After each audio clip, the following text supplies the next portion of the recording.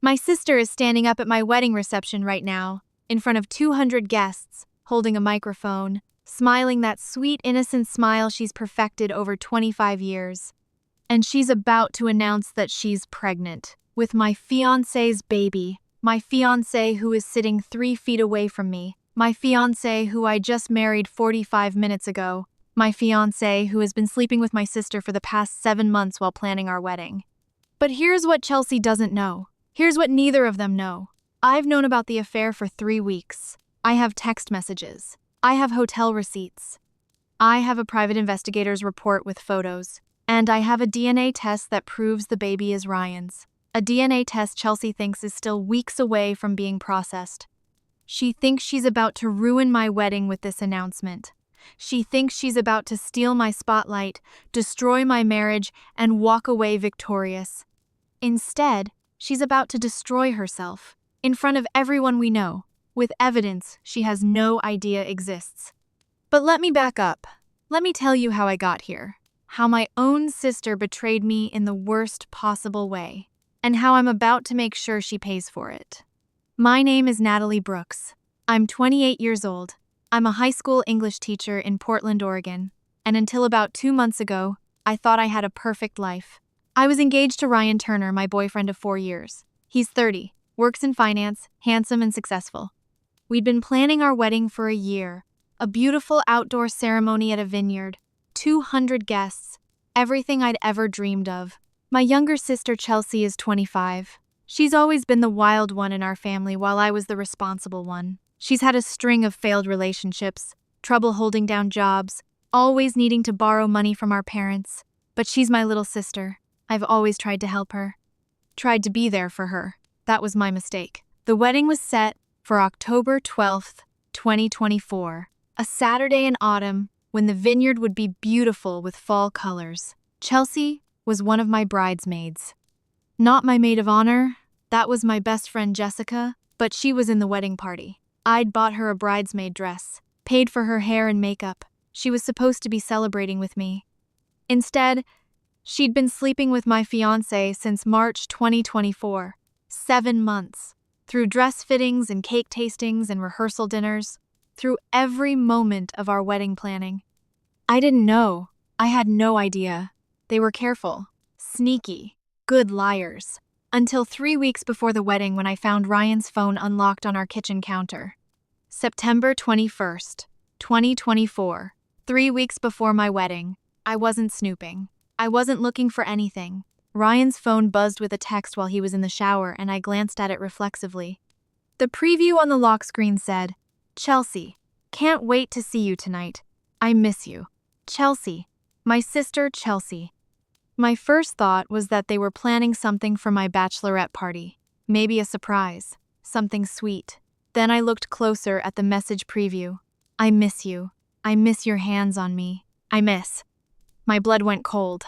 I unlocked the phone. Ryan never changed his passcode and I knew it because we used each other's phones all the time. I opened the messages with Chelsea and I saw everything. Months of messages. Starting in March. Flirty at first, then sexual, then explicit. Photos I'll never be able to unsee. Plans to meet up at hotels. Discussions about when I'd be at work or out with friends so they could be together. And the most recent messages from 2 days ago. Ryan wrote, 3 more weeks until the wedding. Then we just have to get through the honeymoon. Chelsea wrote, "I hate that you're marrying her." Ryan replied, "It's not forever. We talked about this. Marry her, get access to her trust fund when we combine finances, then divorce in a year. Then you and I can be together for real." Chelsea asked, "Promise?" Ryan said, "I promise, baby. Plus I might have news soon that will change everything." Chelsea asked what news. Ryan said, "Tell you tonight. But let's just say Natalie might not be the only bride in the family soon," with a winking emoji. I sat there on our kitchen floor reading their messages, and I felt like my entire reality was shattering. My fiancé, my sister, 7 months, planning to use me, planning to steal from me, planning to be together after destroying my life. I heard the shower turn off. Ryan would be out in a minute. I quickly forwarded the entire text conversation to my own phone, screenshotted everything. Then I put his phone back exactly where it was. When Ryan came out, towel around his waist, smiling at me like nothing was wrong, I smiled back. He said, "Hey babe, what do you want to do for dinner?" I said, my voice steady even though I wanted to scream, "Let's order in. I'm tired." He said it sounded good. He kissed me on the forehead, the same lips that had been on my sister. I smiled and started planning. That night, while Ryan slept beside me, I went through every message in detail. They'd been careful about when and where they met. Hotels mostly, when I was at work. Sometimes at Chelsea's apartment when I thought Ryan was working late. Once, horrifyingly, in our house when I was visiting my parents for the weekend. The messages revealed Ryan's plan clearly. Marry me, get access to my trust fund. I have a small trust from my grandparents, about $300,000 that I'd planned to use as a down payment on a house, then divorce me and take half. He'd been researching Oregon's divorce laws, knew he could get a significant chunk if we were married for a year, and Chelsea was in on it. My own sister was helping him plan to rob me. But there was something else in the recent messages, something that made my blood run even colder. Chelsea had written on September 18th, "I took a test. It's positive."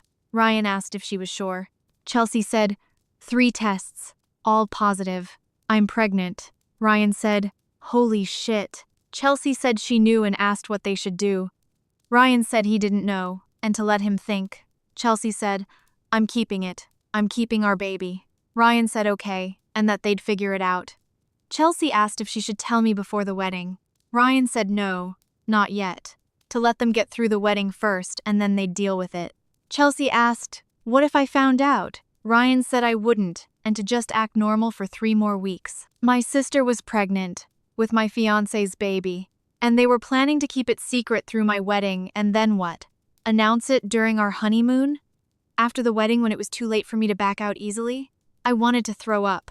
I wanted to scream. I wanted to confront them both right then and there, but I didn't. Because I realized something. They thought they were so smart. They thought they'd planned this perfectly. They thought I had no idea, and that gave me power. The next morning, September 22nd, I called in sick to work. Then I drove to a lawyer's office, a family law attorney named Patricia Nguyen, who'd been recommended by a friend. I showed her everything, the text messages, the affair, the pregnancy, Ryan's plan to marry me for my trust fund. She asked if I wanted to cancel the wedding. I said of course I could. It was my wedding. I could cancel any time. She said yes, but the deposits would be lost. I told her I knew, but I had another idea. What if I didn't cancel? What if I let the wedding happen but I protected myself first? Patricia looked at me carefully and asked what I was thinking. I said a prenup, a strong one, protecting my trust fund. Could we do one this close to the wedding? She said legally yes, but it might not hold up if he challenged it. Courts don't like prenups signed under duress or without proper time to review. I asked what if he thought it was his idea? What if I made it seem like it was to protect him? Patricia smiled. A sharp, knowing smile. She said she was listening.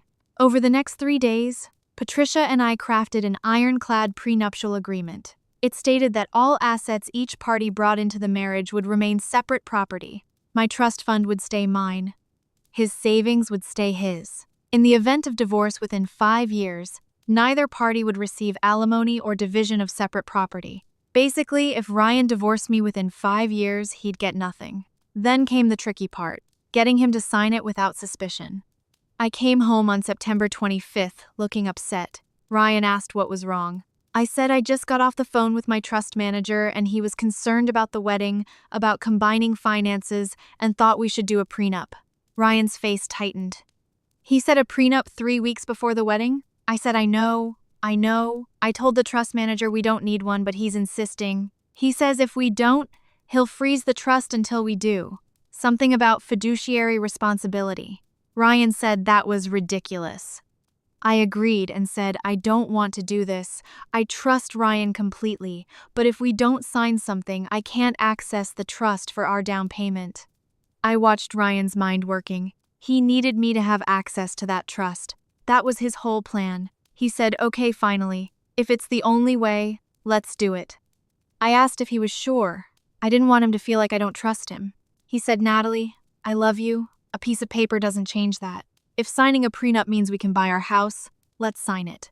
Perfect liar. We met with Patricia the next day. Ryan barely read the agreement. Just signed it.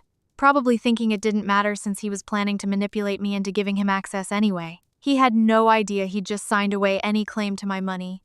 With the prenup signed, I moved to phase 2, evidence gathering. I hired a private investigator, a woman named Diana Cross who specialized in infidelity cases. I told her I needed photo evidence of my fiancé and my sister together before the wedding. Diana followed them for 2 weeks, got photos of them meeting at hotels, entering together, leaving together, kissing in parking lots, everything I needed. I also needed proof about the pregnancy. That was trickier, but I got creative. Chelsea had mentioned in the text that she'd taken the pregnancy tests at our parents' house because she didn't want Ryan to see them at her apartment. She'd thrown them in the bathroom trash. I visited my parents on September 28th. While my mother was making coffee and my father was in his garage, I went to the upstairs bathroom and retrieved the positive pregnancy tests from the trash. Disgusting? Yes. Necessary? Absolutely. I bagged them as evidence. Then I did something even more bold. I convinced Chelsea to do a DNA test. I texted her the next day saying, "Hey, I'm doing this ancestry DNA thing for fun. Wanna do one too? They have a sale, I'll buy you a kit." She agreed immediately. Loved anything that was free. The kits arrived. We both did our samples. She mailed hers back thinking it was just for ancestry results. I mailed mine back with a special request to the lab. Compare my DNA to any fetal DNA that might be present in my sister's sample. Test for paternity. It cost extra. A lot extra. But it was worth it. The results came back October 8th. 4 days before the wedding, Chelsea Brooks was pregnant, approximately 8 weeks along, and there was fetal DNA present in her sample. The lab couldn't tell me who the father was from her sample alone, but they could tell me the baby wasn't biologically related to me beyond the normal aunt-niece relationship, which meant the father wasn't someone in my family, it was Ryan. I had my proof. October 12th, 2024, my wedding day. I woke up that morning in a hotel suite with my bridesmaids. Jessica, my maid of honor, was buzzing around making sure everyone had their dresses and flowers. Chelsea was there too, in her bridesmaid dress, smiling and taking selfies. My sister. Pregnant with my fiancé's baby, about to watch me marry him, Chelsea gushed, "You look so beautiful. I'm so happy for you." I hugged her back and said, "Thanks, Chelsea. I'm glad you're here." Liar hugging liar. Jessica pulled me aside and asked if I was okay. I seemed tense. Jessica was my only bridesmaid who knew the truth. I'd told her everything the week before. She'd wanted to kill both Ryan and Chelsea. I'd made her promise not to say anything. I told her I was perfect. Everything was going exactly as planned. She asked if I was sure about this. I said positive. The ceremony was at 3 p.m. Outdoor, at a beautiful vineyard, exactly as I'd dreamed. I walked down the aisle on my father's arm, saw Ryan waiting at the altar in his tuxedo, smiling, saw our families and friends in the white chairs, saw Chelsea in the front row with the other bridesmaids, smiling that fake smile. The ceremony was beautiful. The officiant spoke about love and commitment. We exchanged rings. We said our vows, lies on Ryan's part, painful truth on mine. Ryan said I do. I said I do. The officiant said, "You may kiss the bride." He kissed me, and I kissed him back, knowing it would be the last time. Everyone applauded. We were married. Now came the fun part. The reception started at 5 p.m. in the Vineyard's event barn. 200 guests, dinner, dancing, toasts. I'd told Chelsea that afternoon, casually, that there would be an open mic during the reception, that anyone who wanted to say something could grab the microphone and share. I'd encouraged her saying you should say something, a sweet sister speech, everyone would love that. She'd lit up and asked, "Really? You'd want me to?" I said, "Of course, you're my sister." So now, at 6:30 p.m., after dinner and the formal toasts from my father and Ryan's best man, Chelsea stood up. She walked to where the microphone was set up, looked around at all 200 guests, smiled. Ryan was sitting next to me at the head table. He saw Chelsea stand up and his face went pale. He muttered, "What's she doing?" I said innocently, "I think she wants to make a toast. That's sweet." Chelsea tapped the microphone and said, "Hi everyone! For those who don't know me, I'm Chelsea, Natalie's sister." Polite applause. She continued, "I wanted to say something today because Natalie is my big sister and I love her so much and I'm so happy for her and Ryan." More applause. Some awes from the crowd. Ryan's hand was gripping my leg under the table. Hard. Nervous. Chelsea continued, her voice getting a little shaky. "And actually, I have some news of my own to share. Something really exciting." "Oh no." Ryan was frozen. She said, "I'm pregnant!" The crowd erupted, cheering, clapping, people standing up to hug her. Chelsea was glowing. She said, I know. I'm so excited. It's still early, but I just couldn't keep it secret anymore." Our mother was crying happy tears. Our father was hugging her. Everyone was celebrating. Then Chelsea said the words I'd been waiting for. "And I know this is Natalie's day, but I just have to say, the father is someone really special. Someone who's been there for me. Someone who, actually, he's here today." The room went quiet, curious. Chelsea looked right at Ryan. She said, "The father is Ryan." Silence. Complete, total silence. Then chaos. People gasping, turning to look at Ryan, looking at me, looking at Chelsea, confused, shocked. My mother said, her voice cutting through the noise, "What?" Chelsea, tears now streaming down her face, said, "Ryan and I have been together for months." "I'm so sorry, Natalie. I'm so sorry. But I love him and he loves me. And we're going to have a baby. And I couldn't let you marry him without knowing the truth." She was doing it. She was actually doing it. Announcing it at my wedding. Destroying everything. Just like I knew she would. But unlike what she expected, I wasn't crying. I wasn't screaming. I was smiling. I stood up, walked calmly to the microphone, took it from Chelsea's hand. I said, my voice steady, "Thank you, Chelsea, for that announcement." I turned to face the 200 guests, my family, Ryan's family, our friends, everyone staring. I said, "So, my sister just announced she's pregnant with my husband's baby. That's quite a wedding gift." Nervous laughter from the crowd. Uncertainty about whether I was joking. I continued, "But here's the thing. I already knew. I've known for 3 weeks." Ryan stood up and said, "Natalie," I said, my voice steel.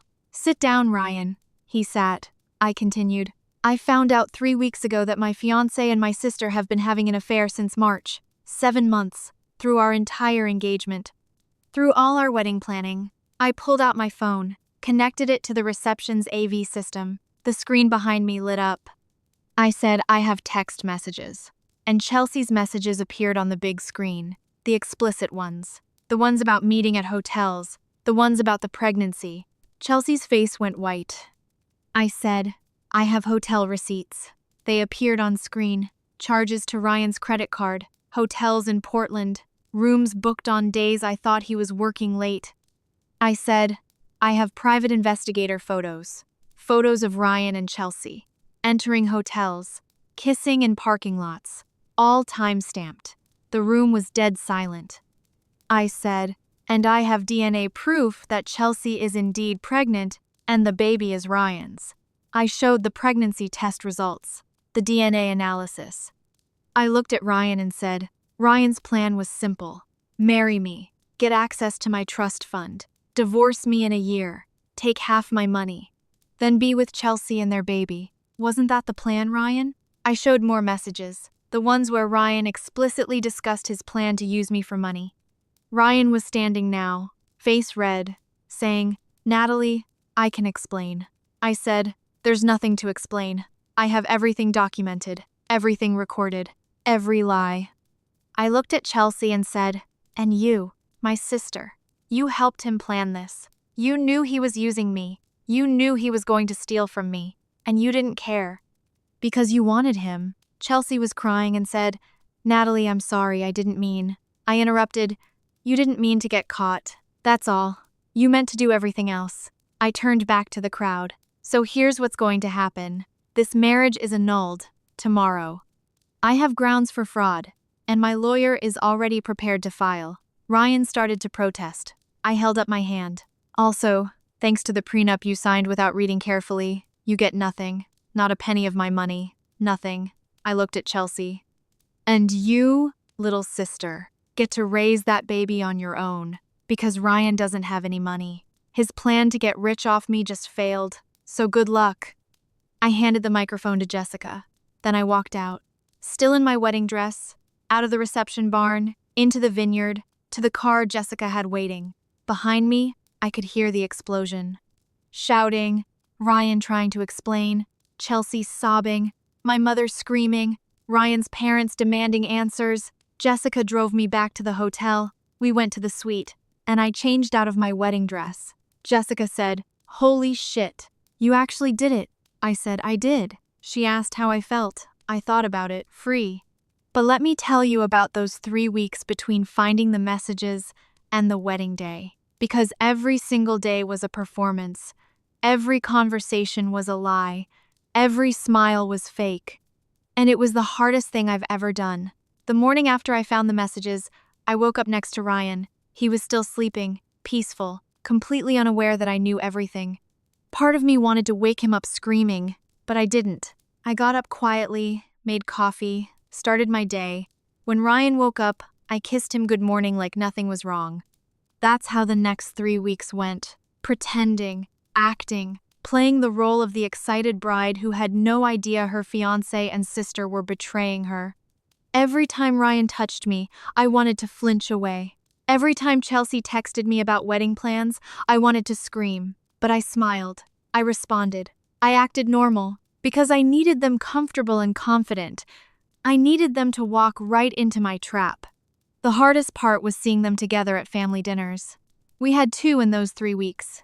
Chelsea was there both times. Ryan was there both times. I had to watch them interact carefully, making polite small talk like they were just future brother and sister-in-law.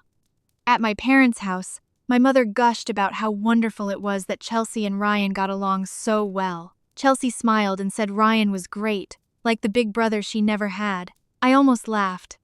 At Ryan's parents' house, his mother talked about how excited she was for grandchildren someday. She looked at Ryan and me and said she hoped we'd start a family soon. Ryan nodded and said someday they wanted to enjoy being married first.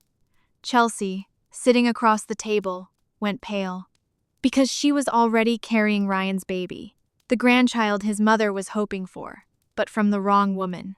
I watched Chelsea's hand move to her still flat stomach, and I watched Ryan's jaw tighten. Good. Let them squirm. The wedding planning continued. Final dress fittings, final meetings with vendors. Chelsea came to these appointments because she was a bridesmaid. We'd sit looking at centerpiece options and she'd say things like, "That one's beautiful. Ryan will love it." And I'd smile and agree.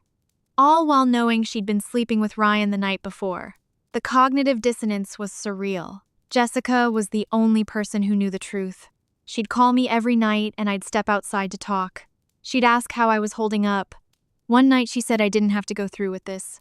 I could call it off. I told her I wasn't calling it off. She asked why put myself through this torture.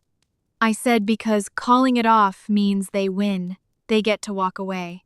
Ryan doesn't get prosecuted for fraud. Chelsea doesn't face consequences. No, I'm doing this my way. I'm making sure everyone knows what they did. The private investigator Diana was earning every penny. She followed them for 2 weeks. Got photos at the Embassy Hotel 3 times. Photos at a restaurant where they thought no one would recognize them. Photos in Chelsea's parking lot.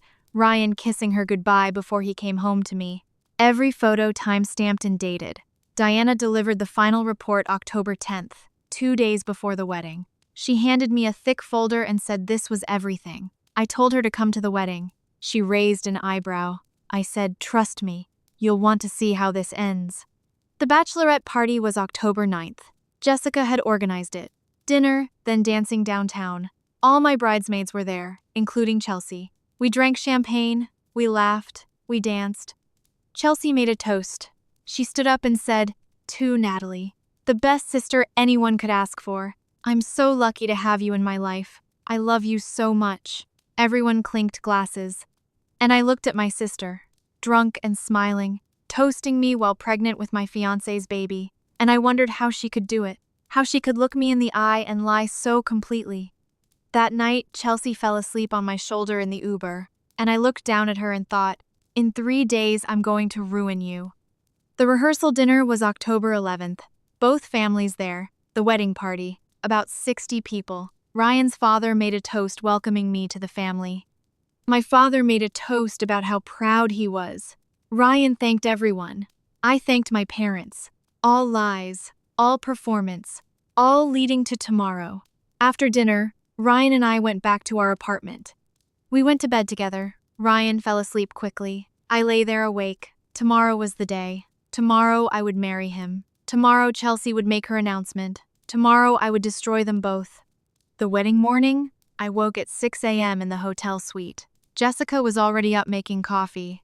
The other bridesmaids, including Chelsea, were still sleeping. Jessica came over and quietly asked, "Today's the day.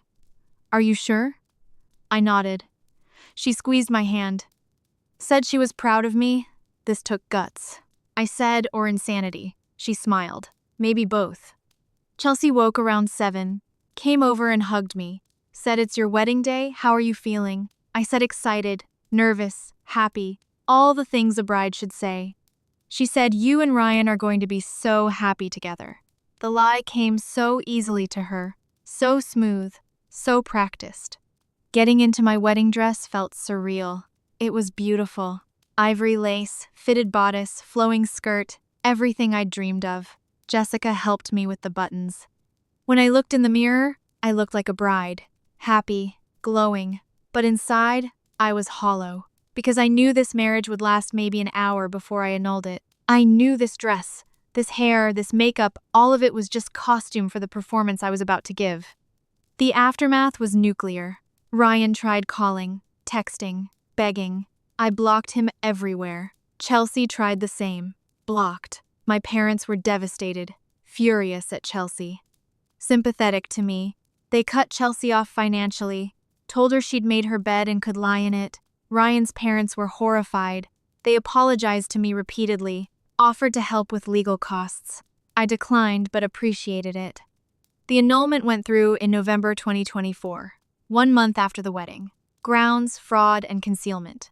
Ryan contested it but had no leg to stand on. The messages, the evidence, everything was too clear. The prenup held up. Ryan got nothing. He tried to argue it was signed under duress, but my lawyer destroyed that argument. He'd signed willingly, had time to review. He walked away from the marriage with nothing. Chelsea had the baby in May 2025. A girl. She named her Emma. She's a single mother now, living in a small apartment, working retail to make ends meet. Ryan wants nothing to do with her or the baby. Turns out, when she wasn't useful for getting money, he didn't actually love her. Ryan moved back in with his parents. Lost his job when the story got around. Last I heard, he's working some low-level finance job in Seattle.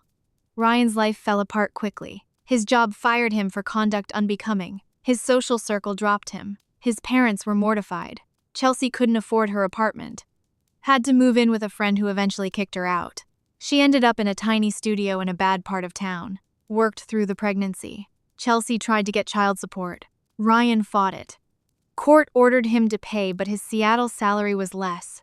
Child support was minimal, not enough to actually support a baby.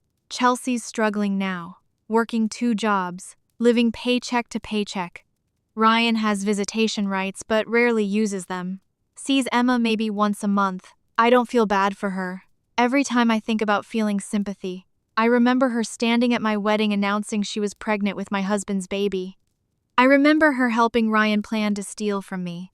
I remember all the lies, and I feel nothing. She made her choices. She wanted Ryan. She wanted the baby. She got both.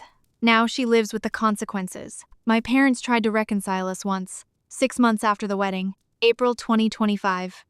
My mother called and said Chelsea wanted to talk, wanted to apologize in person, wanted to repair our relationship. I said no. My mother said Chelsea was struggling, needed family. Emma deserved to know her aunt. I said Chelsea stopped being my sister when she slept with my fiancé. Emma isn't my niece. She's the child of 2 people who betrayed me. I don't want a relationship with any of them. My mother said I was being too harsh. Family should forgive. I said some things are unforgivable. This is one of them. We haven't discussed it since. It's been a year now.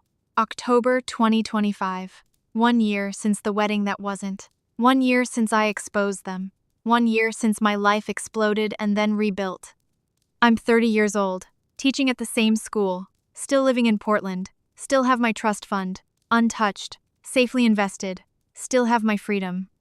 I'm dating someone new. His name is Marcus. I met him through a friend in February. He's a graphic designer, kind, funny, honest. I told him everything on our third date. The whole story. Ryan, Chelsea, the affair, the wedding, all of it. He listened. Then said, "So you're telling me you're smart enough to protect yourself, brave enough to expose them, and strong enough to walk away? That's impressive. We've been together 8 months now. It's good, healthy, real. He makes me happy in a way Ryan never did. My relationship with my parents is strong. We got through it together. They apologized for not seeing Chelsea's true nature sooner. I told them it wasn't their fault. No one saw it. That's what made her such a good liar. We have dinner once a week. They've met Marcus. They like him. Life is normal again. Jessica is still my best friend. Closer than ever. She was there for the worst day of my life and didn't flinch. That's real friendship. We laugh about it sometimes now. The absurdity. The drama. She calls it the red wedding. I call it the best worst day of my life. Because yes, it was awful, but it was also empowering. I took control. I refused to be a victim.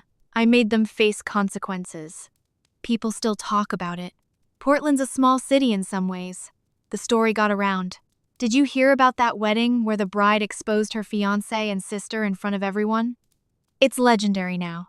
Sometimes I'll meet someone new and they'll hear my name and get a weird look, and I know they've heard the story. Some think I was brilliant, some think I was vindictive. I don't care what they think.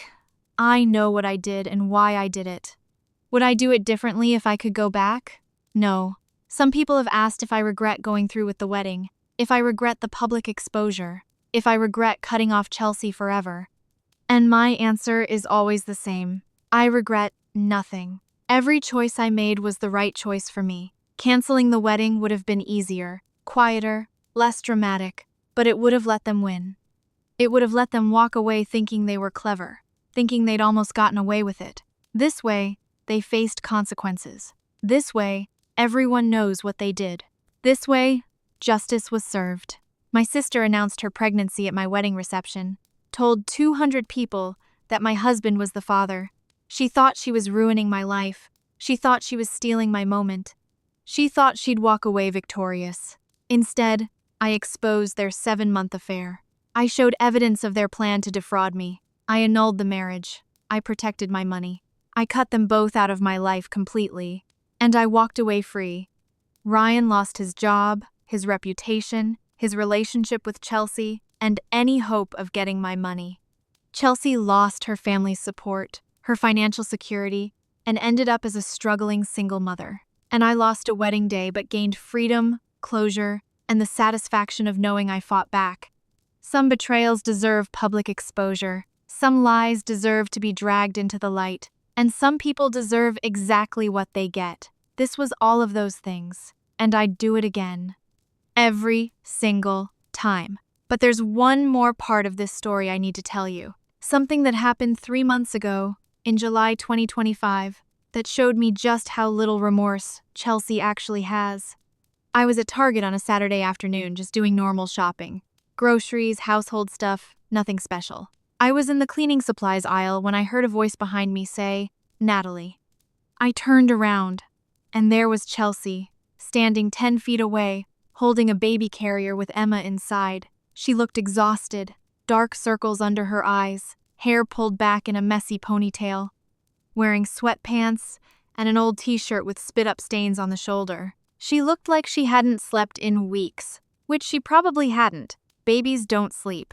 We stared at each other. I hadn't seen her in person since the wedding. 9 months. She looked so different, older, worn down. Nothing like the carefree 25-year-old who used to party every weekend and live off our parents' money. "Can we talk?" she said quietly. "Please, just 5 minutes." I should have said no, should have walked away, but something made me stay. Maybe curiosity. Maybe I wanted to see if she'd actually apologize. Maybe I just wanted closure. 5 minutes, I said. We moved to the side of the aisle. Chelsea looked down at Emma sleeping in the carrier, then back at me. I'm sorry, she said. I know that doesn't fix anything. I know you hate me, but I need you to know that I'm sorry. I was selfish and horrible, and I destroyed our relationship, and I have to live with that every day. I didn't say anything, just waited. I thought Ryan loved me, she continued, her voice shaking. I thought we were going to be together. I thought we were going to be a family. I convinced myself that it was real, that he actually cared about me, that I wasn't just helping him steal from you. But you knew he was stealing from me, I said. You knew he was using me. You saw the messages about the trust fund, about divorcing me after a year. You knew. I know. I told myself it was different with me, that he wouldn't do that to me, that I was special. She laughed bitterly. How stupid was I? Pretty stupid, I said. He doesn't want anything to do with Emma, Chelsea said. He pays the court-ordered child support, but that's it. He's seen her maybe 6 times in 4 months. He acts like she doesn't exist, like I don't exist. Now that I'm not useful for getting your money, I'm nothing to him. I looked at Emma sleeping peacefully in the carrier. Innocent baby who didn't ask to be born into this mess. That's not Emma's fault, I said. I know, and I love her. I do. But Natalie, I'm drowning. I work 2 jobs. I'm exhausted all the time. I have no money, no help. Mom and Dad won't speak to me. My friends all took your side, which I get. I deserve it. I'm completely alone. Tears were running down her face now. I miss you. I miss my sister. I miss my family. I know I don't deserve forgiveness. I know what I did was unforgivable. But I'm begging you. Please, can we try? Can we maybe talk sometimes? Can you maybe meet Emma? She's your niece. She's family. I looked at my sister crying in the middle of Target, holding a baby carrier, wearing stained sweatpants, looking desperate and broken, and I felt nothing. No sympathy, no desire to help, no sisterly love, nothing. No, I said simply. Chelsea's face crumpled. Natalie, please. No, I said again. Emma is not my niece. She's the result of you sleeping with my fiancé. She's a reminder of your betrayal. Every time I'd look at her, I'd remember what you did. I'd remember you standing at my wedding announcing you were pregnant with Ryan's baby. I'd remember you helping him plan to steal from me. No. I was wrong, Chelsea sobbed. I know I was wrong. I'll do anything to fix this. There's nothing to fix. It's broken. Permanently. You made your choice. You chose Ryan over me. You chose money over family. You chose to destroy me for a man who didn't even love you. Those were your choices. Now live with them. But I'm your sister. No, I interrupted. You stopped being my sister the day you started sleeping with Ryan. Sisters don't do what you did. You're just someone I used to know, someone who betrayed me. And I'm done. I turned to walk away. Chelsea grabbed my arm. Natalie, wait, please. I need you. I'm falling apart. I can't do this alone. Please. I pulled my arm away, looked her in the eye. You should have thought about that before you ruined everything. Goodbye, Chelsea. I walked away, left her crying in Target, holding her baby, alone, like she deserved to be. I got to my car and sat there for a minute. My hands were shaking, not because I was upset, but because I felt nothing, absolutely nothing for the woman I'd grown up with. The woman who used to be my little sister. She was a stranger now, less than a stranger, an enemy who'd tried to destroy me. When I got home, Marcus was there. We'd given him a key a few weeks earlier. He was making dinner. He saw my face and asked if I was okay. I told him about running into Chelsea, about the conversation, about her begging for forgiveness. How do you feel? He asked. Nothing. I said, I feel nothing. Is that wrong? Should I feel bad for her? She's struggling with a baby, working 2 jobs, alone. Am I a terrible person for not caring? Marcus pulled me into a hug. You're not a terrible person. She betrayed you in the worst possible way. She helped your fiancé plan to defraud you. She got pregnant with his baby while he was engaged to you. She announced it at your wedding. You don't owe her anything. Not forgiveness. Not sympathy. Not help. Nothing. She said Emma is my niece. Emma is the baby of two people who betrayed you. You're not required to have a relationship with her. You're allowed to protect yourself. You're allowed to say no."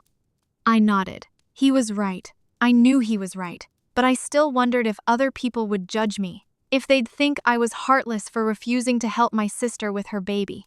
"Who cares what other people think?" Marcus said when I voiced this. "They didn't go through what you went through. They don't get to judge how you heal. You did what you needed to do to move on.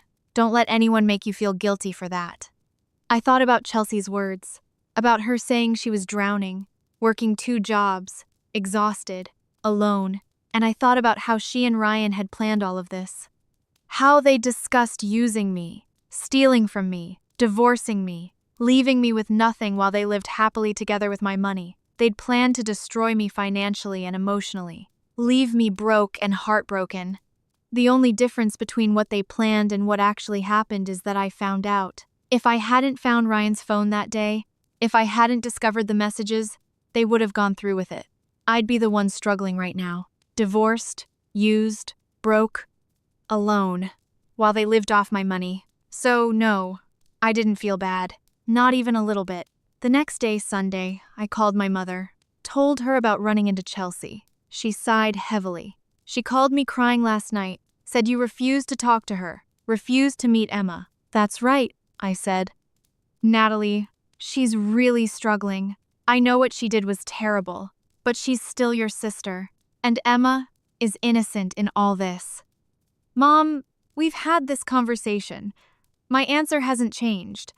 I don't have a relationship with Chelsea anymore. I don't want one, and I don't want a relationship with Emma. That's my choice, and I need you to respect it." "I do respect it," my mother said quietly. I wish things were different. I wish Chelsea had never done what she did. I wish you still had your sister." "I wish that too," I said. "But we can't change what happened. Chelsea made her choices. I've made mine. This is how it is now." My mother was quiet for a moment. Then she said, "For what it's worth, I think you're handling this better than I would. You're stronger than I ever was. I'm proud of you." That surprised me. "Really?" "Really. You protected yourself. You refused to be a victim. You held people accountable for their actions. That takes strength. I'm proud of you." I felt tears in my eyes. "Thank you, Mom. That means a lot." We talked for a while longer. She told me that my father agreed with my decision, that they both supported me, that they'd never pressure me to reconcile with Chelsea, that they understood. It helped, knowing my parents were on my side, knowing they didn't think I was heartless or cruel for refusing to forgive. A few weeks later, in August, something interesting happened. I got a friend request on Facebook from Ryan's mother, Catherine. I hadn't spoken to her since right after the wedding when she'd apologized. I accepted the request cautiously. She messaged me immediately. "Natalie, I hope you don't mind me reaching out. I wanted to tell you something. Ryan came home to visit last weekend. We had a long talk, a really long talk. About what he did, about the plan to defraud you, about Chelsea, about everything. And I need you to know something. He still doesn't think he did anything wrong." I stared at the message. "What do you mean?" "He thinks you overreacted. He thinks the prenup was a trick. He thinks you embarrassed him on purpose. He thinks you're vindictive and cruel for exposing him publicly. He thinks Chelsea is the victim here because you turned the family against her. He takes zero responsibility for any of it. Zero." I wasn't surprised. Not really. But it was still shocking to have it confirmed. "Why are you telling me this?" "Because I want you to know that cutting him off was the right decision. My son is not a good person. I didn't raise him to be like this. I don't know where I went wrong. But you were smart to protect yourself. You were smart to expose him. You were smart to walk away. And I'm sorry. I'm so sorry that he did this to you." I didn't know what to say. "Thank you for telling me. I also want you to know that his father and I have cut him off financially. We're not supporting his lifestyle anymore. We're not bailing him out. He's on his own. If he wants to be an adult, he can act like one. And that means facing the consequences of his actions." "Good," I said. "He deserves that."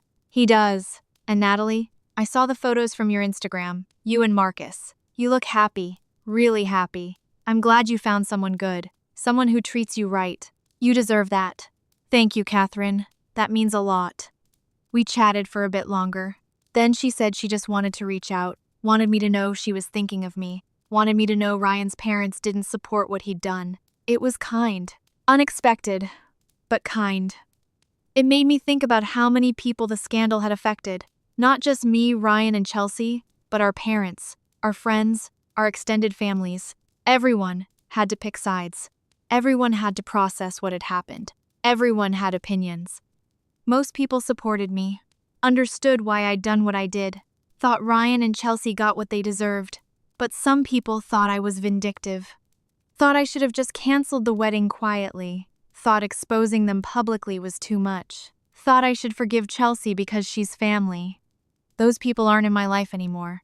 I don't need people who think I should have let myself be defrauded, who think I should forgive someone who betrayed me so completely, who think family means accepting abuse. It's October now, October 2025. Exactly 1 year since the wedding. Marcus and I are celebrating tonight. Not celebrating the wedding, obviously. Celebrating survival. Celebrating moving on. Celebrating building a new life. We're going to the same vineyard where the wedding was. It was Marcus's idea. He said I shouldn't let that place be ruined by bad memories. That I should make new memories there. Good ones. I was hesitant at first, but he convinced me. So tonight we're having dinner at the Vineyard restaurant. Just the two of us. And I'm going to look at the barn where the reception was, where I exposed Ryan and Chelsea, where my life exploded. And I'm going to remember that I survived, that I fought back, that I won. Chelsea texted me last week. First contact since the Target encounter in July. The message said, "I know you won't respond, but I want you to know that I'm sorry. Every single day. I destroyed the most important relationship in my life for a man who didn't even love me. I was an idiot. You deserved better. You still deserve better. I hope you're happy. I hope you have a good life. I hope someday you can forgive me even if we never speak again." I read it, didn't respond, deleted it, because some apologies are too late. Some bridges are too burned. Some betrayals are too deep. Maybe in another life, in another universe, Chelsea and I could have worked through this. Maybe if she'd confessed before the wedding. Maybe if she'd shown genuine remorse. Maybe if she hadn't helped Ryan plan to defraud me. Maybe if she hadn't announced her pregnancy at my wedding in front of everyone I know. Maybe then. But not in this life, not in this universe. In this reality, Chelsea Brooks is not my sister. She's the woman who betrayed me, and Emma is not my niece. She's just a baby whose parents tried to destroy me. That sounds harsh. I know it does. But it's the truth, and I'm done pretending otherwise. I'm done feeling guilty for protecting myself. I'm done feeling bad for saying no. I'm done letting other people tell me I should forgive the unforgivable. This is my life, my choice, my healing, and I choose to move forward without Chelsea in it. My sister announced her pregnancy at my wedding and revealed the baby was my fiancé's. She thought she was destroying my day and stealing my moment. Instead, I exposed their 7-month affair, showed evidence of their plan to defraud me, annulled the marriage, protected my money, and cut them both out of my life completely. Ryan lost everything. His job, his reputation, his relationship with Chelsea, any hope of my money, and eventually even his parents' support. Chelsea lost everything too. Her family, her financial security, her sister, and ended up as an exhausted single mother working 2 jobs. And I lost a wedding day, but gained freedom, closure, self-respect, and a real relationship with someone who actually loves me. Some betrayals deserve public exposure. Some lies deserve to be dragged into the light. Some people deserve exactly what they get. This was all of those things. And even 1 year later, even after Chelsea begged for forgiveness in Target, even after she texted her apology, even after people tell me I should give her another chance, my answer is still the same. No, not now, not ever. And I'd do it all again. Every single time.